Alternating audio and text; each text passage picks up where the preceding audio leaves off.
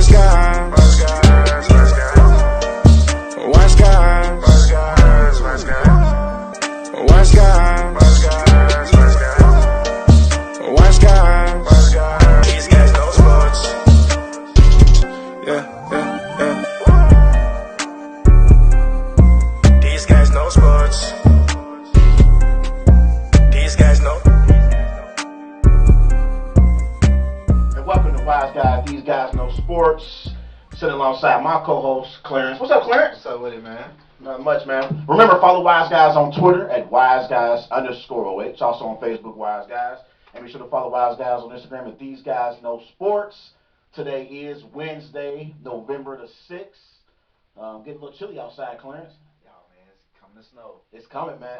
This morning I woke up and I went to the Packers Instagram, and it's snow right now in Lambeau Field. So it's already snowing in Green Bay. You know, winter comes early in Green Bay. Too early out there, man. Too early, man. It's crazy. But it's cold here in Cincy too, man. It's getting, I gotta start putting on me a jacket every day when I leave out now. I can't go outside no more in just a t-shirt. I gotta make sure I got me a jacket on, man. Man, see, when I be going to work, man, I be like fully bundled. Yeah, you gotta be. Definitely learned that from Mom Dukes. For sure, man. We got a ton of topics we're gonna get into today. We're gonna talk some NBA. Who's the best player in the NBA currently, right now? Also, we're gonna talk about our poll question. And comment on the Wise Guys page right now. Go into the Wise Guys live right now. Give us your vote. Who's the better running back between Ezekiel Elliott and Saquon Barkley? But we got a jam-packed show. We're going to talk about the 49ers. Hot Niners. They 8-0 on the season. We're going to talk about LSU, Bama, that big-time showdown this weekend. Full time. Woo, so much to talk about. It's so much. But let's start off in the NFL. And we're going to start off with the AFC showdown between the Baltimore Ravens and the New England Patriots, as the Patriots lose to the Ravens 37-20. Lamar Jackson went 17-23, threw for 163 yards, 61 rushing yards, 2 touchdowns. Tom Brady had 285 passing yards, 30 of 46 passing, 1 interception as well. So, question for you, Clarence. How impressive was this win for the Baltimore Ravens? Oh, they the big dogs. They like one of the big dogs in the AFC. Like, this was a statement year for Lamar Jackson and his Baltimore Ravens team, because they came in as underrated. They got talked about. They got thrown in the back because they said they was soft. Yeah. And now they just proving all the haters wrong. They're showing, hey, we beat New England. We beat the best in the AFC. Now it's our turn. Right. And, hey, I think Tom Brady definitely come into a age limit. Retirement might be coming real soon, because Lamar Jackson, he is definitely a generational talent, man, that you can never pass up, Trey. Yeah, Lamar Jackson was a story of this game. Oh, man. And he was the best quarterback on the field by far. He was by far the best quarterback on the field. He controlled the game, and the Ravens offense had back-to-back 14-play drives that took up nearly 18 minutes. They dominated time of possession in this game. And they also won the turnover battle. The big key fumble return for a touchdown, I believe it was Humphreys that took a fumble return again.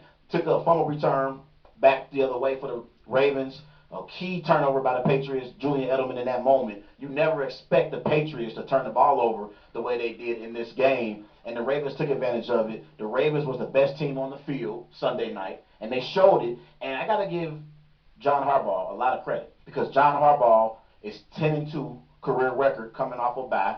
So he's a great coach, being able to make adjustments at the bye and then be able to be prepared for the team that's coming up that the Ravens are going to be facing the following week. So I got to give a lot of credit to John Harbaugh and overall that whole entire coaching staff for the Baltimore Ravens. Greg Roman, the offensive coordinator for the Ravens, they have put Lamar Jackson in positions to be successful, and they built this entire offense around Lamar's skill set, and it's paying off for the Ravens right now. And it got them atop of the AFC North and a possible chance at being a first-round bye in the AFC playoffs. Man, I agree with you like 100% how you say everything about this Baltimore Ravens team. Beautiful culture there. Yeah.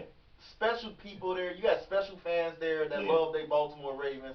It's a special place up there in Baltimore, and I'm happy for them that they're in the position of trying to take over the AFC. Now back on the other side, Tom Brady, he had a a solid game. You know, Yeah. 285 yards was reasonable that he was keeping up with Lamar Jackson, and age is starting to be a factor to his team because he's old. He's an old man out there playing with 30 year olds. Yeah. And he just felt like he just setting himself up that, hey, I can win it one more time. But it's not possible because you got these new teams coming up. Yeah. And the challenge will never be the same no more. And what this team is, like, I always wanted to ask you, like, what was your biggest concerns? Was it like Tom Brady or would it be this Patriots defense? It's Tom Brady because in the last 6 games, Tom Brady's thrown 5 interceptions. He's honestly been maybe the 12th or 13th best quarterback in the NFL so far this season. He has not played at an elite level. And so far this season, the Patriots defense honestly has carried Tom Brady and the Patriots offense. It's been the Patriots defense that's carried this team so far this season. And they got blitzed by Lamar Jackson and the Ravens offense. But I think that was more like a blimp. I think that Patriots defense is still elite defense. They're an all-time great defense. But if I was a Patriot fan, I would be more concerned with the play from Tom Brady rather than the defense having a bad game against Lamar Jackson-led offense. Yeah, definitely.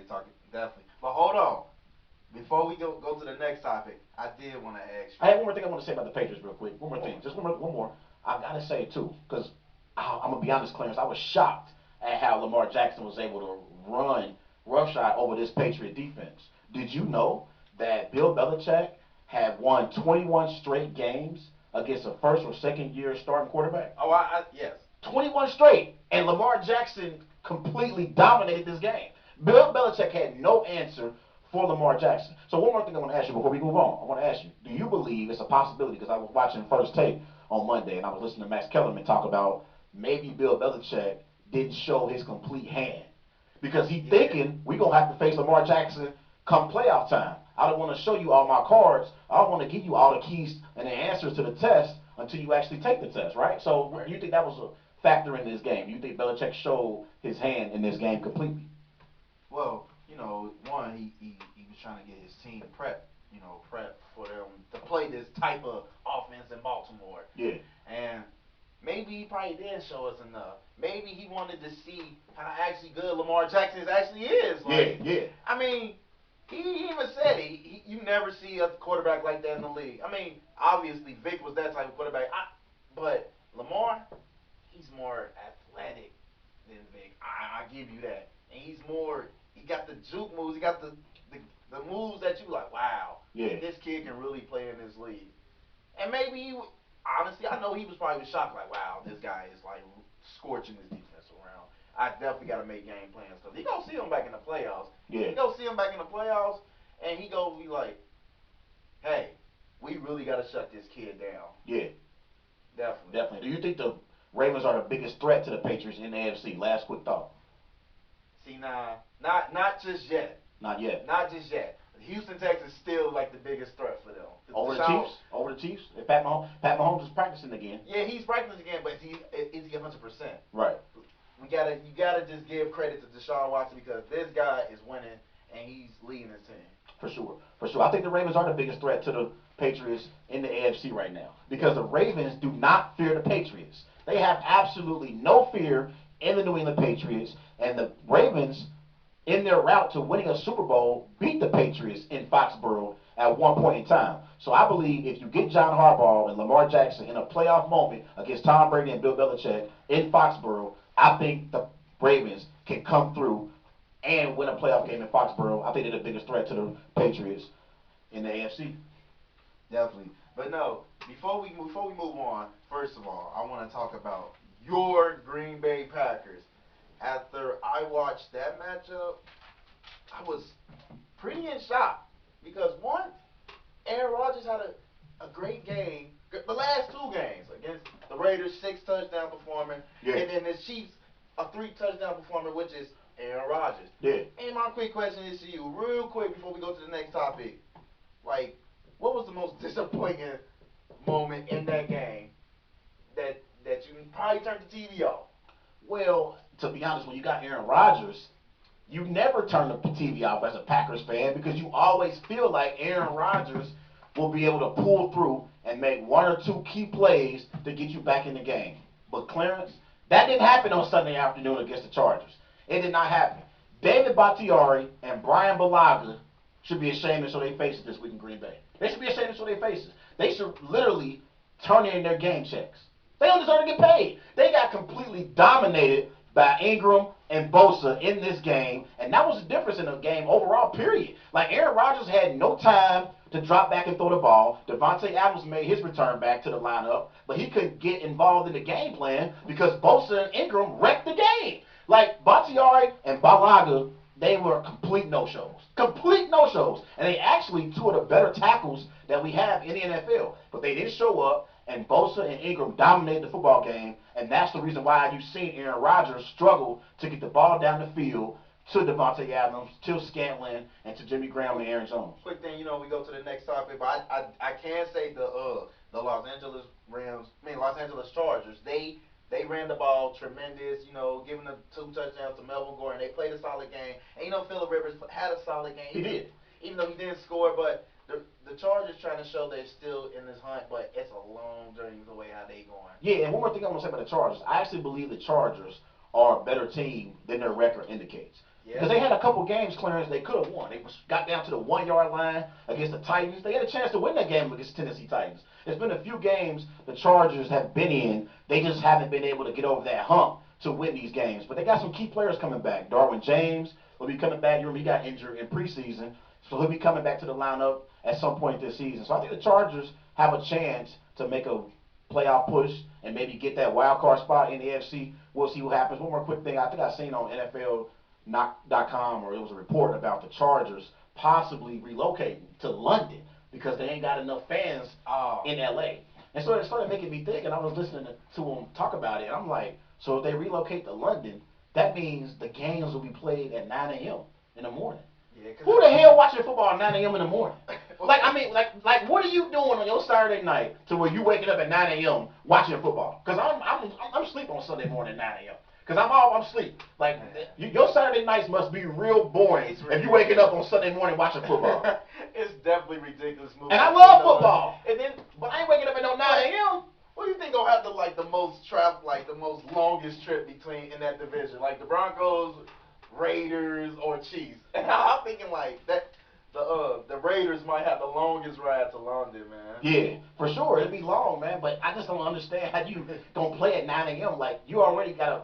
It doesn't make any sense. I ain't waking up at no 9 a.m. So they must be prepping like around 5 a.m. or something. Exactly, it's crazy. Man, hey, well, we gotta move on. But hey, you know what else been losing? The Cleveland Browns. Yeah. And they fell again to the Denver Broncos, 24-19. Baker Mayfield, he had a solid game, and Nick Chubb, they had solid games. Baker made a couple of miscues, and it's kind of mistakes. But I want to ask you, Trey, are the Cleveland Browns done for the season? Yes, they're officially done. You can stick a fork in the Cleveland Browns. I didn't believe in the Cleveland Browns to begin with, Clarence. When I heard all the hype in the offseason, when the Cleveland Browns traded for OBJ, they got Kareem Hunt, Landry, they got all these weapons, I never believed in the Cleveland Browns. I said, pump the brakes. Can the Browns at least have a winning season and get to the playoffs before we crown them? Like, everybody was crowning the Browns. Like, the Browns were this team that was going to compete for a Super Bowl, and it made absolutely no sense. And their season is over. It won't be officially over until December 29th because they'll play your Bengals. So it won't be officially over until December 29th. But as far as their playoff aspirations, they're not going to the playoffs because I believe the Baltimore Ravens are going to win the AFC North. So then you start comparing the Browns to teams like the Houston Texans, the Indianapolis Colts, the Oakland Raiders. I don't think the Browns are better than either of those teams. So the Browns ain't going so. No, the Browns aren't better than the Houston Texans. Well, I'm not saying that. They're not better than the Indianapolis Colts. They're not better than the Oakland Raiders. And Raiders is playing lights out football. Yeah, the Bills are better than the Browns. They play the Bills and Browns play this week, but the Bills better than the Browns. So when you start talking about whether or not they're going to make the playoffs, they're not going to win the AFC North, and they're not better than some of the teams that's competing for a wild card spot in the AFC. Man, give the Browns credit because last year, they used to average about 15 points a game. And they're actually scoring more than. You should give them credit. For a 2-6 record? I'm just saying this. Kareem Hunt come back Sunday. It should be like a welcome home for him because now they gonna have that 1-2 punch at the running back spot. I think Cleveland. I think they just going through a phase right now that hey, we just got all the players together. We just testing everybody out, building the chemistry. Next year we got it. And but they were supposed to have it this year. you can't expect. But the problem is the issue with the Cleveland Browns is Freddie Kitchens. Freddie Kitchens doesn't know how to get Odell Beckham the football. Do you know that Odell Beckham only has 4 red zone targets this year? Only 4. That is inexcusable as a coaching staff. Well, we can't forget Baker Mayfield leads the league in red zones interceptions. Like I agree with that, but you got to be able to find creative ways to get OBJ the football. Shout out to OBJ too. I think his birthday was this week. So it was yesterday. It was yesterday. Yeah. Shout out to OBJ. And P Diddy too. Shout out to P Diddy. Man. Oh yeah. His birthday was yesterday too. He did big 5-0. But this is the thing. In this game, it's crazy. We look at the statistics in this game. The Browns had 5 trips to the red zone. The Broncos had none. How do you win a game when you don't have no trips to the red zone?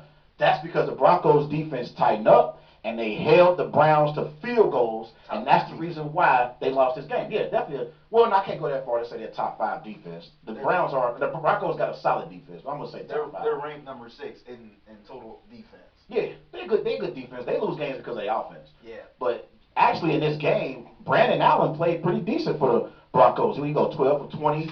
He threw for 2 touchdowns, 193 yards. Who is Brandon Allen? Who is Brandon Allen? He just beat Baker Mayfield. Oh my God. But the thing is, when you talk about the Browns and their issues, even on the last play for the Browns, on the last possession when they had the ball, Baker Mayfield is not going through his progressions. Baker Mayfield is making a decision pre-snap on who he's going to throw the ball to. On the last play, bad anticipation for the Browns. Yeah, bad anticipation. On the last play for the Browns, when they had the ball, he knew he was going to throw the ball to Jarvis Landry over the middle. But Odell was clearly open on the other side of the field with Chris Harris on him. But Odell beat him off the line. Odell was open on the last play for the Browns, and Baker completely missed Odell. He just threw the ball over the middle to Landry, and they said reportedly that Odell said after the game, I can't get the ball to save my life. So obviously Odell frustrated. I agree. I mean, you got so much expectations on you, Baker Mayfield, because when you got a star like Odell Beckham, and he don't know how much of a star that Odell Beckham really is. Right. He is a demanding receiver. He needs those throws and catches.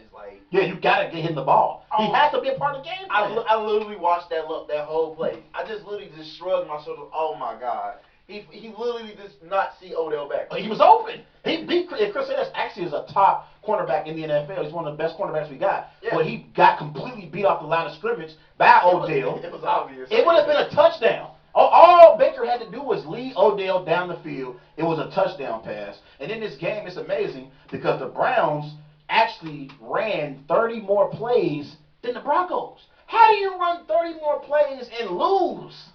Make it make sense, Clarence, for me. Can you help me out? You know, I'm going to ask you real quick, before, I can't even just admire how they ran 30 more plays in the Denver Broncos. They had Brandon Allen. Who is Brandon Allen? Yeah. Who is Brandon Allen? How did you lose to Brandon Allen? Should the Browns move on from Freddie Kitchens since they just messed up this year in this organization? It's time to move on from Freddie Kitchens. And it's multiple reasons why you move on. It's already time to move on from Freddie Kitchens. They should have hired Greg Williams to begin with anyways. I don't think Freddie Kitchens qualified for the job. He was a running backs coach at one point, and then I think he got elevated to the coordinator position. I don't think he was qualified to be the head coach for the Browns. But when you look at this Browns team, they have no discipline, Clarence. There ain't no discipline on this team. When you look at the Browns pregame, here comes Baker pregame. And Baker Mayfield shaves 3 times. 3 times while he was at Mile High Stadium during the game. So he showed up to the game one way, then he shaves at halftime, then shaves at the end of the game. This team is not focused. And then you had the safety, Jermaine Whitehead, tweeting death threats after the game. So he's in his feelings, he's upset. But you can't let fans take you to that point. But guess what? Jermaine, for that, that was weak. But Jermaine Whitehead, in his head, he ain't going to have no repercussions. He don't respect Freddie Kitchens. Freddie Kitchens ain't gonna say anything to Jermaine Whitehead. The team released Jermaine Whitehead, not Freddie Kitchens. But also, Freddie Kitchens has not led this team in the right direction. And that's part of the reason why the Browns are struggling. Like, there's no discipline for the Browns. OBJ and Jarvis Landry got told at halftime they had to change their cleats or they wouldn't be able to play in the second half. Like, this team is so distracted. Like, it's so many different distractions. That's head coaching. Man, Freddie I have to disagree with you there because he's not a Don Shula. He's not. No, did I say Don Shula? For the Cincinnati Bengals. No, Rick. Whoever. Yeah. But listen, this is his first year. Yeah. First year as a head coach. Yeah, he gonna have growing pains, but you learn from them growing pains. Yeah, you got Odell Beckham. Yeah, we're a Super Bowl team. You're not a Super Bowl team. You're not winning key games.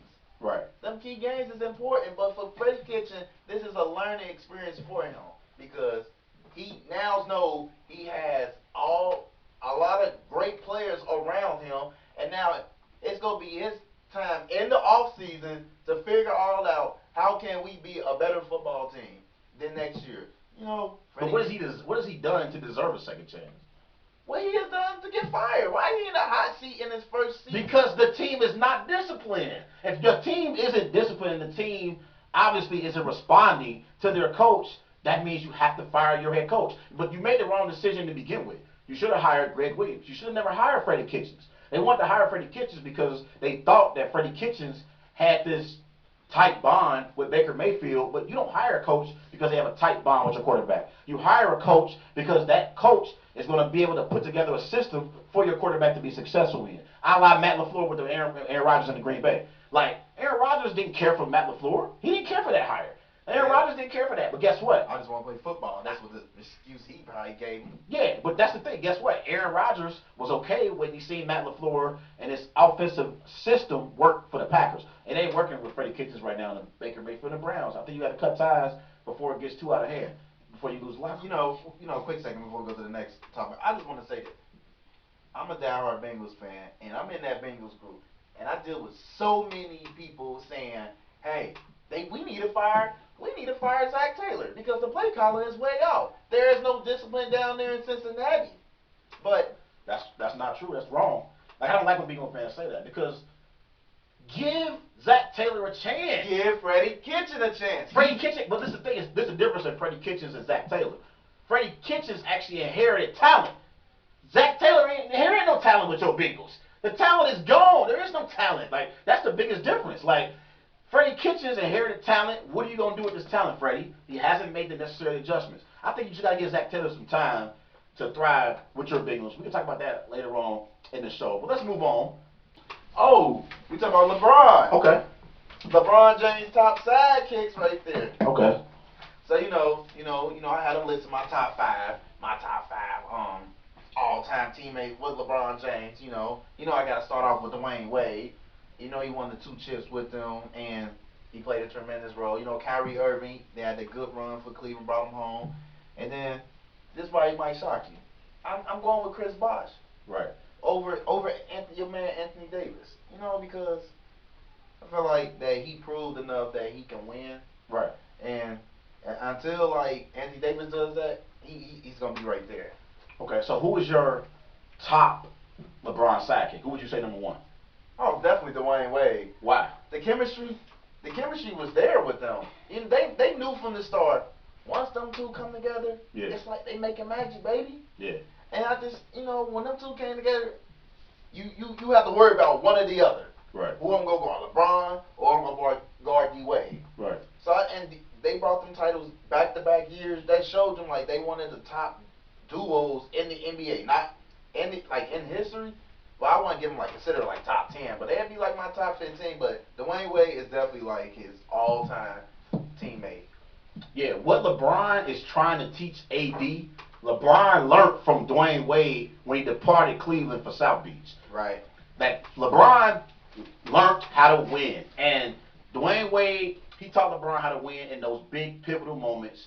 And on those Miami Heat teams, Dwayne Wade was the closer for the Miami Heat. Yeah, LeBron James was the better player, but Dwayne Wade was the closer for those Miami Heat teams. In big clutch moments, Dwayne Wade came through for the Miami Heat. And I'm going to give y'all some of Dwayne Wade's numbers, like points-wise, when LeBron was in South Beach.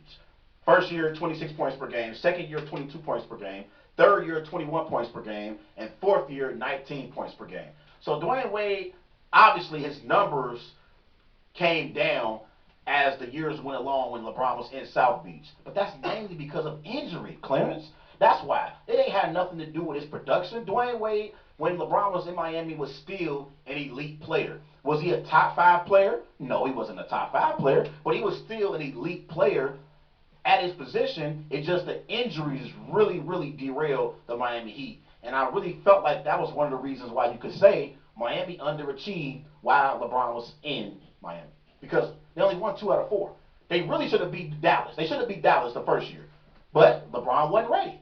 LeBron wasn't ready. He was not ready. And they said in the offseason, Dwayne Wade had to have a conversation with LeBron and let him know, this is your show. You're the best player on the team. In order for this team to get where we want to get to, you got to take the bull by the horn and be the best player on the team for us to have success. And LeBron did, and that's why they won the next 2 years. Yeah, D-Wade is a great teammate, and big shout out to Dwayne Wade. Playing with LeBron, you right. He had to go to Miami to get that winning feeling, winning mentality, and I agree with you 100%. At Dallas, when they played against Dallas, he wasn't obviously ready because he didn't know whether to lead or follow. Yeah. He had to go on the whole summer, do some films, and him and D-Wade had that talk, and look at it. Like you said, he won the back-to-back years, and I think D-Wade is probably one of his greatest teammates. Yeah, and also too, I will say, because best teammate and talented is 2 different categories. I would say that Anthony Davis is LeBron's most talented teammate that he's ever played with, because you can make a legitimate argument that Anthony Davis hasn't reached his full potential. I mean, his career average is 24 points per game, shooting 52% from the floor, 11 rebounds per game. So you can make an argument that once Anthony Davis hits his full potential, he could possibly be in the conversation as being better than Tim Duncan, better than Karl Malone. Like once he reaches full potential. He hasn't gotten there yet, but I think he's the most talented player that LeBron has ever played with. But, we're going to see what happens moving forward. I will say, too, about Kyrie. I always felt like LeBron and Kyrie left us wanting more. Like, I felt like LeBron and Kyrie, they won 1 championship in 3 years. That was back in 2016 when they came back from 3-1 with the Golden State Warriors. I always felt like Kyrie and LeBron left so much on the floor. Like, I think they could have won at least maybe 2 or 3 championships had they played more years together. You know what I'm saying? What you think about that? Honestly, I never expected that trade to happen when he went to Boston. I thought they would just squash it, talk it out, and maybe talk up to like winning another championship. Because I thought, hey, they won the first one in 2016 in Golden State. They came back from the 3-1, which is I think one of the greatest comebacks in NBA history. Yeah. To come back ever in the NBA Finals, when you're down 3-1, the odds is against you. Yeah. Against you, especially in the finals. Yeah. But for Kyrie Irving, he just wanted to have that same like feeling as LeBron. Yeah. And the thing is, he wasn't ready. I think if they would have just stayed together a few more years, they probably would have made something more better. I wouldn't even think KD would have teamed up with them. Even if he did, they still would have been good because they got that chemistry together. Yeah. But I also too, like I always say too, I felt like Kobe and Shaq underachieved. I know they got 3 championships together, but I always felt like Kobe and Shaq could have had 6 or 7 championships had they stayed together. So you do agree with Kobe? I feel the same way about what? Saying that they could have won. Oh hell yeah! They could have won 6 or 7. I completely agree with Kobe on that. So you do agree? Yeah, if Kobe and Shaq would have stayed together, I think Kobe and Shaq would have been the best duo of all time. I think they already are the best duo of all time. But I think they would have won more championships than even Jordan Pippen. I really believe that. But the problem is too, when you have egos, that gets in the way sometimes. Yeah. And I think the ego of Kyrie got in the way of him and LeBron, because I thought Kyrie and LeBron was perfect for each other. Like they was a perfect duo. LeBron James was a playmaker, got others involved, better all-around player than Kyrie, but Kyrie was a better scorer and a better closer than LeBron. So I thought they were a great duo together. And again, I think they kind of underachieved while they were together in Cleveland. So that's how I feel about that. But let's move on. Let's talk about the San Francisco 49ers. Hot Niners, that's how you got to say that, team. Right. The San Francisco 49ers beat Arizona on Thursday night, improving to 8-0 in the season. So, do you believe in the 49ers as a legitimate Super Bowl contender? Do you believe in them? Not yet. Not just yet, my friend. That's what Lee Corso always says. Yeah, Lee Corso. Yeah. Not so fast. Not so fast. You know, this team is in the right path. Defense is playing tremendous. The offense is still working up to par, but they are still holding up against their ear. You know, they second in rushing. Yeah. Second rushing in the NFL. That holds up. If you know how to run the ball, it opens your offense up for more options to do anything. You know, I don't think they're Super Bowl ready because against this, you know, they play Seattle on Monday night. Yeah. That would be like their true Super Bowl caliber like test right there. If you can beat Seattle, that you probably is a legitimate Super Bowl contender. But I think they're just not ready yet, Trey. I'm not a believer in the Super Bowl caliber yet. Yeah, I'm not there yet either. But it also depends on exactly what your expectations are for the 49ers. If you're talking about whether or not they can win the Super Bowl, I don't believe they can win the Super Bowl. And that's because I don't believe in porn star Jimmy G. Like, I still don't believe in Jimmy. Like, on the season, Jimmy G, he has 13 touchdowns, 7 interceptions.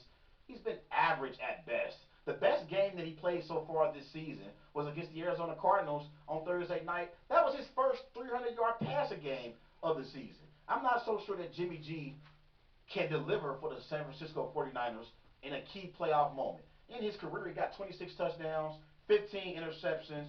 He's completed 66% of his passes. That's average. That ain't great.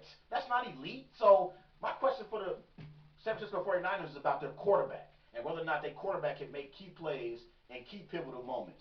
But I do love the rushing attack for the San Francisco 49ers. They got a three-headed monster at the running back spot, Clarence. Tevin Coleman, Raheem Mostert, Matt Breida. These boys can really run the rock, and that carries the 49ers late in games. So they got a great defense. I love Nick Bosa, love Richard Sherman as well. They got a great defense, and they got a great running game. I will say those two things can carry you on the road in the playoffs. But at some point, you need your quarterback to make key pivotal throws. I'm not so sure Jimmy G can do it. So let me ask you this: are the Niners the best team in the NFC? No, they're not the best team in the NFC. I think the Saints can beat the 49ers.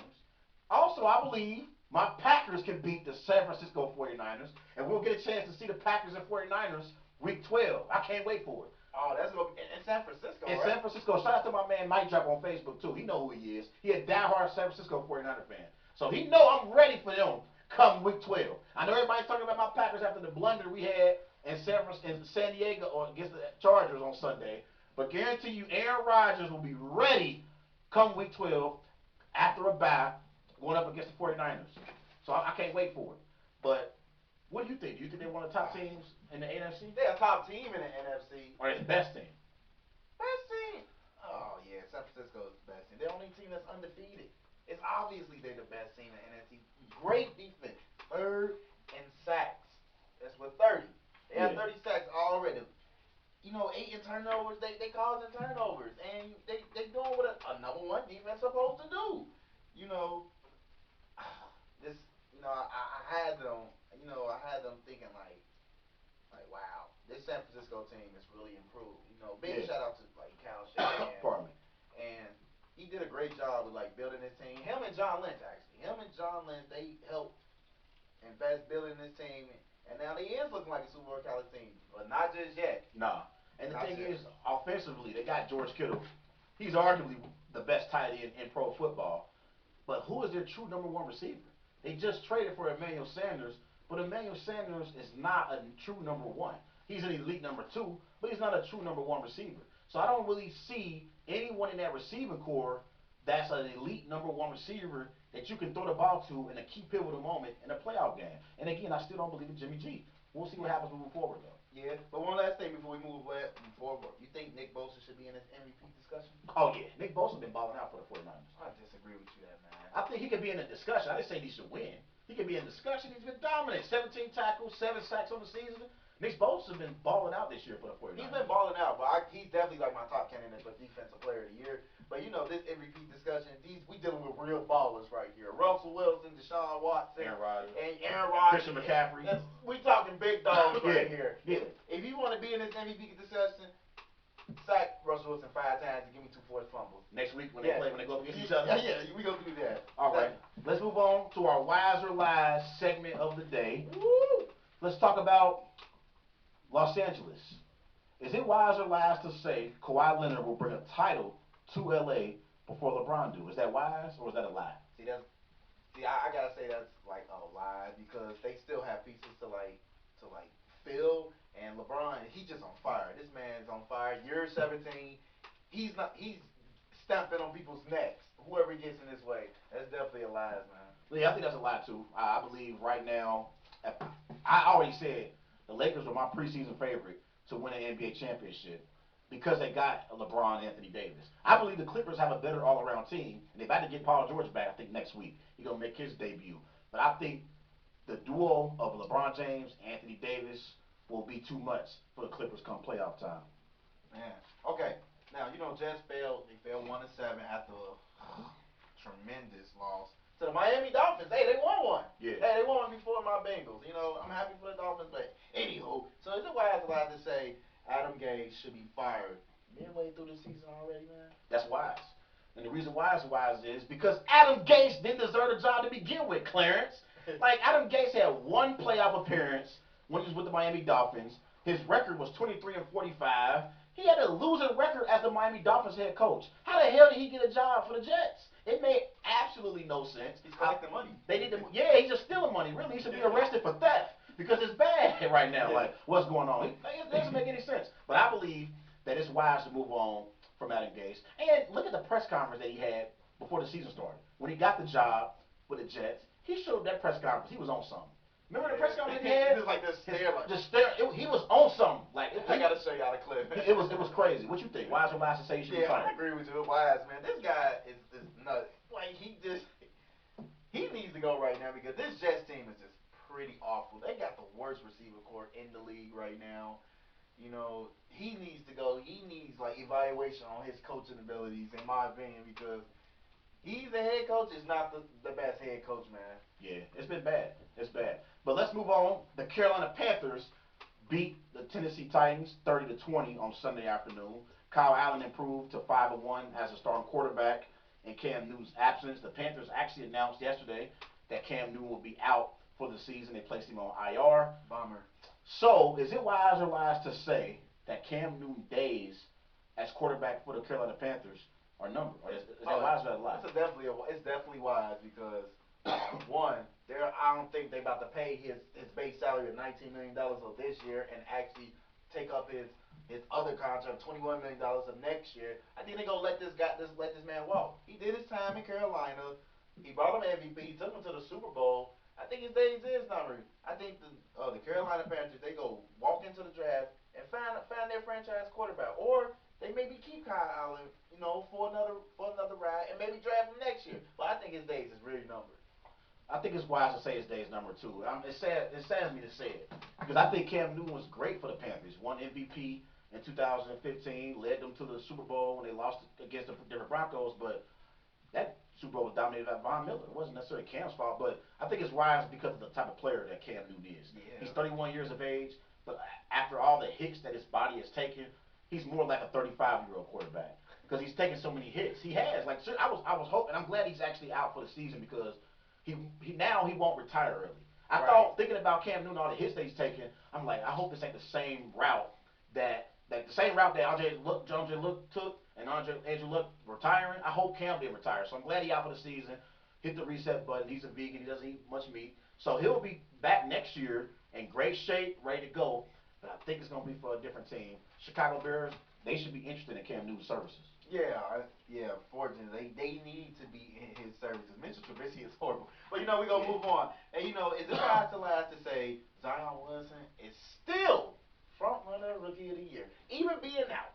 Yeah, I think that's wise. I think it's a good chance that Zion Williamson will win Rookie of the Year. But I will say a slim chance goes to Jay Morant. I think Jay Morant got a slim chance. I like Jay Morant's game. I really do. Like I think he's a great facilitator, and in this day and age, and the kind of basketball that's being played, you need to have a facilitator at the point guard position, and also a player that can create his own shot. I like Jay Morant a lot. So if it ain't Zion, it's gonna be Jay Morant. But I still think Zion, when he comes back at some point, if he's not on a minutes restriction, will be the Rookie of the Year. You know, it was Ja Morant. I just wanted to let you know. Yeah, Ja. Okay, Ja. Okay. Yeah, no, but I agree with you. I think it's wise for him to still have this, like, he's still the front runner of the Rookie of the Year. He's the most excited player, most exciting rookie in this rookie class. I think none of these rookies that we haven't really been discussed. You know, RJ Barrett, he having a solid game. Yeah. And he's doing his game, doing his thing, but he hasn't been exciting. Right. No, he hasn't. He hasn't been. Well, let's move on to the fifth wise or last question. Final. Is it wise or last to say the New England Patriots will not win or make the Super Bowl? Is that wise or is that a lie? I think it's wise. This Patriots team is coming to an end. This dynasty is about to be coming to an end. Tom Brady is getting old.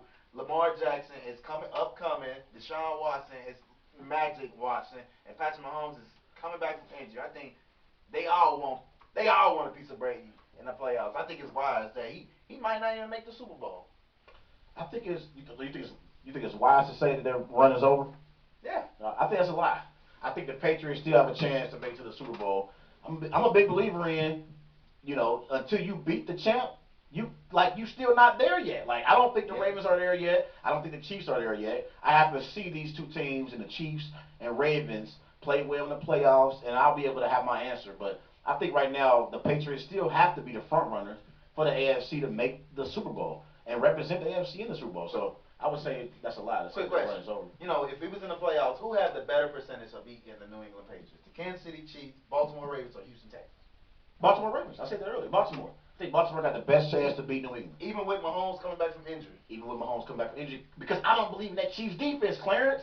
I do not believe in that defense. And I believe the Patriots defense is so elite, they can neutralize Pat Mahomes like they did last year in the AFC Championship game. Let's not forget, in the AFC Championship game, Pat Mahomes was scoreless in the first half. So if you can neutralize Pat Mahomes defensively, I don't see the Chiefs coming up with key stops. Like their defense is terrible. But I do believe in that Ravens defense. I think they can make the game ugly, and they can win a game in Foxborough against the Patriots. I ain't picking them yet, but I said they can possibly win. I actually disagree with you. I always said the Kansas City Chiefs had a higher percentage, but we definitely got to move on. But Yeah. The college rankings came out. Unfortunately, Alabama is not number one in college football. Big shout out to Ohio State because they're the best all around team. But it's a big game Saturday. Yeah. And then Tuscaloosa right there. Is number 2 LSU and number 3 Alabama. Two Heisman candidates and 2 actually first round draft picks. Yeah. Possibilities. Yeah. Joe Burrow, Tua Tagovailoa. What are your keys to the game? One of the keys for the game, I know everybody's talking about Joe Burrow on the season. He has, 30 touchdowns, 4 interceptions, throwing for over 2,000 passing yards on the season. Obviously, Tua will be a game-time decision. Nick Saban already said that, but I believe that Tua will play in this game. On the season, Tua has 27 touchdowns, 2 interceptions, completing 75% of his passes. Everybody's going to talk about the 2 quarterbacks in this game, but the key for me, Clarence, is going to come down to which defense can get key stops and who can create turnovers. That's going to be the difference in this game. I don't think this game is going to be a 45 to 42 game like everyone's predicting. I think it's going to be a game whichever team gets to 24 or 30 points first wins. I think we'll have a score roughly 30 to 23 or 24 to 17. It's not going to be 42 to 36. I don't think it's going to get to that point. So I think whichever defense can come up with key pivotal stops will win in Tuscaloosa on Saturday. I agree with you right there. My keys to this game, for Alabama, I wanted them to run the ball, establish a run game because, LSU middle linebacker Michael DeVinci, he was released from the team because for personal reason. And guess what? He's the sack leader of the team. So that's a big loss for LSU. Big loss. And I think Alabama should take advantage of that because the run game hasn't been up to par, but it's average enough that they can at least keep up in the game. You know, for this Alabama team, you know, they lost Dylan Moses to a knee injury. And, you know, the defense hasn't been the same. I'm gonna be honest with you. They giving up a lot of points, too many points, in my opinion. Yeah. You know, the main key thing in this game is Tua health. Yeah. You know, he just came back from the ankle injury. I still think he's a game time decision. His game health will be determine how will this game go. Yeah, it definitely will. But obviously, when you look at this game, LSU hasn't beaten Alabama in 8 straight games. Yeah. So Alabama has dominated this rivalry over the last 8 years. So I wonder if LSU gonna have some motivation going into this game because in years past Alabama has dominated them. So obviously you got to see LSU this year. This is gonna be their best opportunity to get Alabama. And you got Tua coming off an injury. Tua's not going to be 100%. We're probably going to get a 75% Tua versus a 100% Joe Burrow. Joe Burrow should have the advantage at quarterback. Yeah. In order for LSU to have a chance to win this game, Joe Burrow has to outplay Tua. Take them shots. Yeah, he has to. If Tua and Joe Burrow even out, that's a recipe for disaster for the LSU Tigers. Because I think Alabama could win this game even without Tua being dominant. I don't think LSU could win this football game without a domination performance from Joe Burrow. And you know something? Ed Orgeron, he told me this. When he first got on campus, he was the first LSU coach. Yeah. His first day at LSU, all the fans actually walked up to him and said, "Coach, we need you to beat Alabama this year." But you know that's not about to happen because we are going to win. Roll Tide. Who wins what? You got Roll Tide? Oh, I got Roll Tide winning, score? baby. I got them winning 27-24. Like you said, first get It's gonna be close. It's gonna be a good game. It's gonna be a good game. Oh, it is. Because you gotta watch out for the key players on LSU defense. Grant Delpit, he might be a first round draft pick coming out of there. Right. Yeah, it's gonna be a good game. I got LSU winning this game. I can't believe you. Yeah, I got LSU. I can't believe you. And I got Joe Burrow having a Heisman moment in Tuscaloosa. I got the Tigers beating the Alabama Roll Tide. I'll say LSU 24, Tigers 21. Ridiculous, man. Yeah, I think it's gonna be a close game. You know game. when's the last time they beat Alabama? No, you know how long it was? How long it's been? 15 years.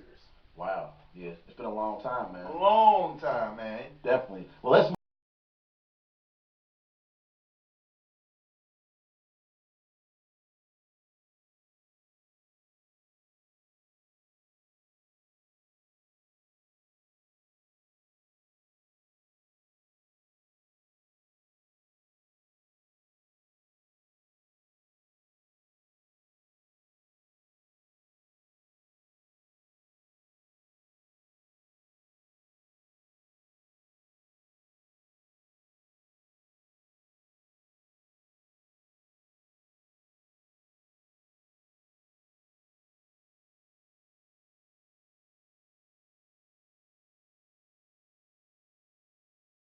All right, we got to move on, man. You got the Miami Dolphins coming from, they're hot down there in Miami. And they're going to Indianapolis. And now Jacoby Brisket, you know, he's dealing with a knee injury. And this team right here, this Miami Dolphins team, there has no hope in it. Who win this game and why? Colts will win this game at 2 touchdowns. I think Marlon Mack will be too much for that Dolphins defense. Colts are at a home team in this game. We might be in Indy this weekend. Shout out to my man Andre on his birthday today, man. But I got the Colts win this game 24-10. Yeah, I agree with you right there, man. I'm definitely taking Indy. The Dolphins defense has been horrible this year, and I think Indy is going to have a field day on these guys. What's your score? 38-17. 38-17. Okay. Now I'm about to move on. Now I think this is the game of the week, in my opinion. You got the Carolina Panthers and the Green Bay Packers. Now both teams are probably one of the considered best in the NFC. And Aaron Rodgers playing at elite level. Chris McCaffrey's in the MVP discussion. Who wins this game, man? You know I ain't picking against Aaron Rodgers, especially not after a loss like we had last week. I thought if we would have beaten the LA Chargers last week, I felt like we might have had maybe a mishap before the bye week because we got a bye week coming up after the Panthers game. Yeah. And I was thinking if we beat the Chargers, we might let up and let the Panthers slide into Lambeau Field and get a victory before the bye week. Because before the bye week, Clarence, listen, guys are in Green Bay, right? There ain't much to do. When you got a bye week coming up, you start to make plans. You just go work out in Green Bay. Yeah, you work out and it's snow on the ground. But when you're in Green Bay, You making plans a week before the bye. You already making your plans like, bro, look, I'm trying to get out. That's another reason why I think we lost last week to the Chargers. Because you play in Green Bay, Wisconsin. It ain't much to do. When you get a chance to go to L.A., you're going to take advantage of it. And I think that's what Aaron Rodgers was talking about in his post-game press conference when he said guys had had their minds on other things. Like, you in Green Bay all day, every day, like most of the year, like, you get a chance to turn up, you're going to take advantage of it. I think we'll beat the Panthers, though, because we lost to the Chargers.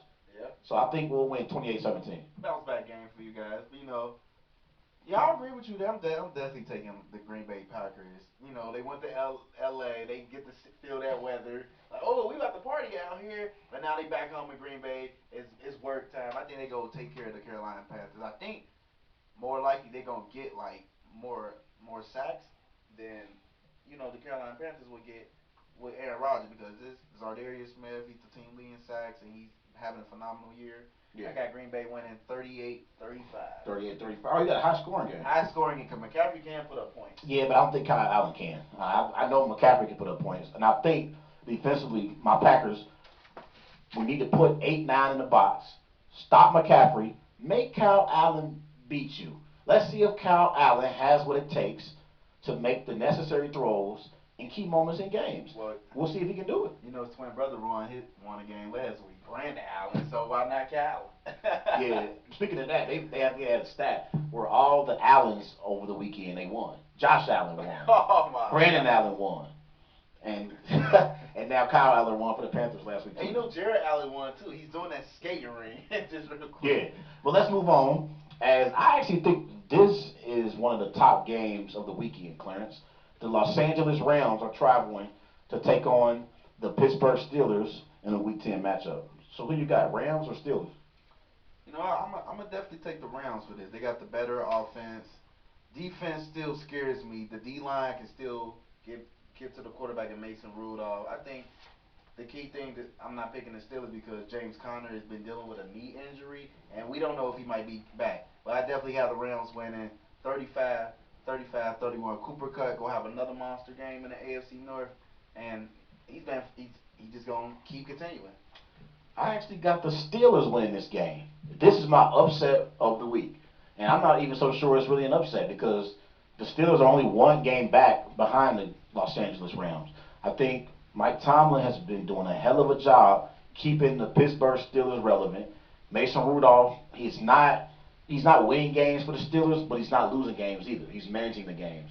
Serviceable. Yeah, he's a serviceable quarterback. But that defense for Pittsburgh is one of the underrated groups that we have in the NFL. Yeah. And I think they're going to put some pressure on Jared Goff and that Rams offense. I got the Pittsburgh Steelers. They stole our pick, man. Yeah. They stole our pick, man. That's all I'm going to say. They did. I got Pittsburgh with this game 24-21. It's gonna be a short one. It's gonna be a short, close game, but it's gonna be fun to watch. I'll definitely be tuning in. Yeah, I think this is one of the top games too of the weekend. Yeah, it's gonna be a good I'll definitely one. go see. You want to see Todd Gurley against that young defense? I don't think he's really healthy, but they're gonna throw him out there because he's Todd Gurley. Right. Real quick, do you think Mike Tomlin should win Coach of the Year? I would make a stake for him because you know they would start off the season bad. They lost Big Ben, but they starting to win again. And I said this in the show last week. Pittsburgh find ways to win. They do. And they're finding ways to win. And they trying to be relevant in the playoff run. They are. They 4-4 in the season. And that's one of the reasons why I don't believe the Browns have a chance to make the playoffs. Yeah. Because I think Pittsburgh is hitting their stride, winning 3 straight games in a row. I think it'll be 4 straight after this week's game. I do believe that Mike Tomlin will have a chance at winning Coach of the Year. Because if he can get this Pittsburgh Steelers team to the playoffs, that would validate him as being the Coach of the Year. I think agree. Kyle Shanahan, the job he's done in San Francisco, though, may be hard to overtake because he got the 49ers right now 8-0. Like, I mean, what can you do against a team that's undefeated? But by season's end, if the Steelers found a way to sneak in the playoffs, I have to give Coach of the Year to Mike Tomlin. Yeah, we definitely gonna be tuning in with that Rams and Steelers game. All right, now Sunday Night Football. You know, got the Minnesota Vikings. They got the underrated Dalvin Cook going against that.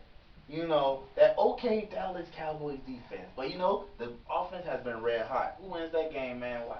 The Dallas Cowboys will win this football game because I don't believe in Kirk Cousins in prime time games. Like, if it's a 1 o'clock afternoon game, Kirk Cousins can deliver for you.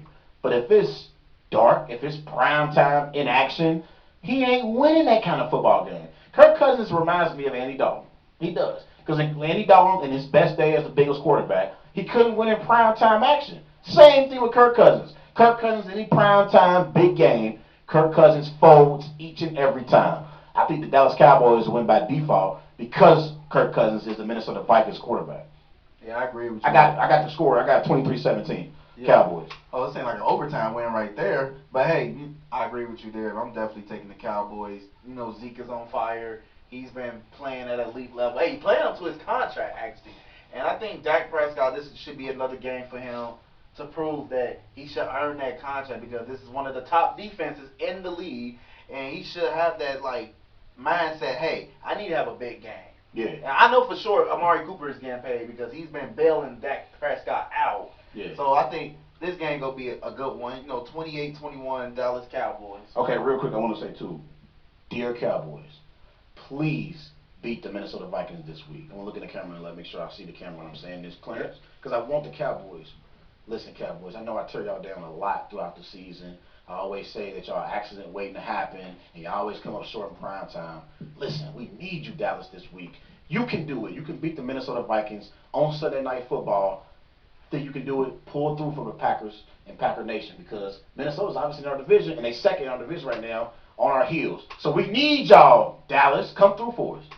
I definitely need y'all because I have Dak Prescott and Zeke Elliott on my fantasy. So I need you guys. So I got a 5-game winning streak. I definitely need y'all. But hey, you know this game right here is going to predict is the 49ers really a Super Bowl contender team. Seattle Seahawks will travel to San Francisco 49ers. And let me tell you, Russell Wilson is great on the road. Yeah. He's great. And I ain't going to say Aaron Rodgers word, but he's a dangerous man. He is.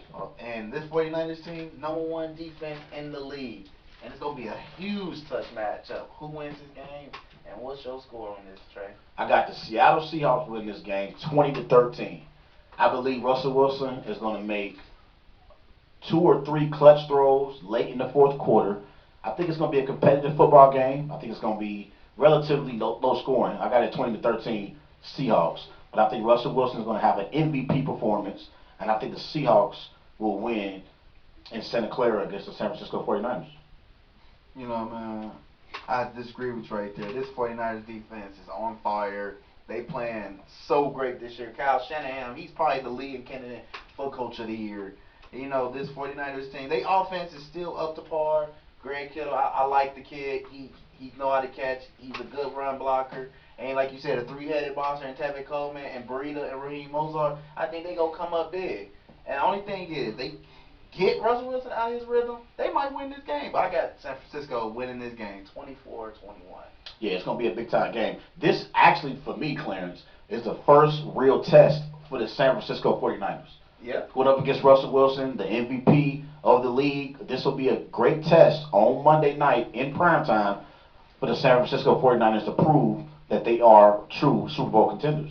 Yeah, I agree with you right there, man. This is going to be a big game to watch. Definitely, man. He got the 49ers. I got the Seahawks. Well, you got the Seahawks, you got the 49ers. I got the 49ers. You got the 49ers. Okay. I got 49ers, 24-21. All right, so let's move on. Yes, it's that time of the week for Trey's Corner. Trey's Corner. So, earlier today, there was an announcement. Bengals head coach Zach Taylor announced that A.J. Green will make his season debut on Sunday against the Baltimore Ravens. And so, obviously, everybody knows A.J. Green's been out so far this season for the Bengals. The Bengals have struggled in his absence, 0-8 on the season. But when I think about A.J. Green, I always felt like A.J. Green was a top receiver in the NFL in his prime. I always felt like A.J. Green was up there with the Julio Joneses, the Odell Beckhams, the DeAndre Hopkins of the world. Those type of receivers. A.J. Green is in that conversation. And I've seen A.J. Green make timeless plays for the Bengals time and time again, coming through for your Cincinnati Bengals in key clutch moments, because it seems like every time when the game is on the line, Andy Dalton has looked for A.J. Green, and A.J. has delivered for your Cincinnati Bengals. He's one of the best receivers of all time, and A.J. Green in his career, he has 602 receptions, He has 8,907 receiving yards, 63 touchdowns. A.J. Green has been a great Bengal throughout the course of his career. And he's also not gotten any kind of trouble. Like, he hasn't gotten any kind of trouble off the field. He's been a great citizen for the Cincinnati Bengals and for the city of Cincinnati. But I think A.J. Green deserves better. Why are you coming back to an 0-8 team, A.J.? The Bengals have absolutely nothing to play for. Like, I know a bunch of Bengal fans that are season ticket holders. This gives them a reason to go to the game now. The Bengals and Mike Brown are using A.J. Green for ticket sales. A.J., don't be Larry Fitzgerald, bro. Don't retire without a chance to win a Super Bowl ring. A.J., you deserve better. You deserve to be on a Super Bowl contender. I believe A.J. should have sat out this entire season and waited for next year, left the Bengals in free agency, and went to a Super Bowl contending team.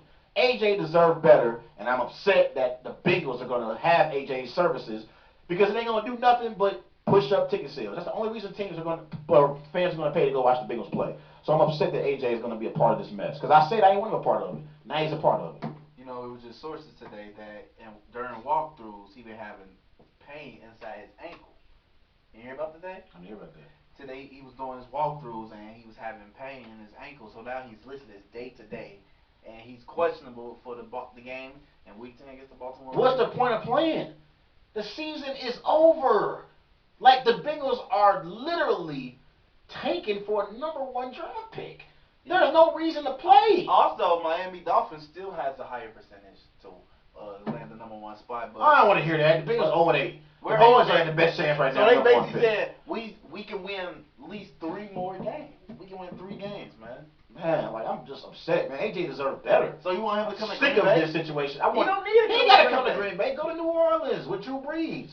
He would have been a great piece for the New Orleans Saints. Yeah, he would have stole Michael Thomas' shine. Seattle with Russell Wilson. I would love to see A.J. win Seattle. Yeah, I didn't agree on that Josh Gordon. They got Josh Gordon. I know, but I just felt like if you had the opportunity to go get AB, go get him. Yeah. Don't just say you inquire about him and don't get him. Yeah. And then you went to basically go get Josh Gordon as a scapegoat because you really wanted AB. I'll give you another team too, the Philadelphia Eagles. The Philadelphia Eagles could use A.J. Green. Yeah. They can use A.J., especially all the passes they dropping. That team drops so many passes. Like, it is amazing to me when people talk about Carson Wentz having a bad year. Those players are dropping passes. So they maybe need to draft a wide receiver now. They might need to. Remember that man, Deshaun Jackson? He's out for the year with the abdomen injury. That really hurts the Eagles. I have to release him for my fantasy, man. Yeah. But, man, hey, Clarence, great show, brother. Yeah, it's great. It was a great show, man. Remember, follow Wise Guys on Twitter at WiseGuys_OH. Also on Facebook, Wise Guys.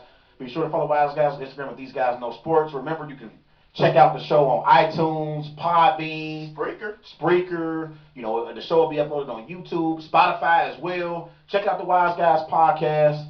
And always follow the page. Remember, we're going to have a poll question coming up for next week's show as well. Great show, brother. Yes, sir. Another week in the books. Y'all have a great week. Enjoy the whole entire football weekend. Get ready. Who dey?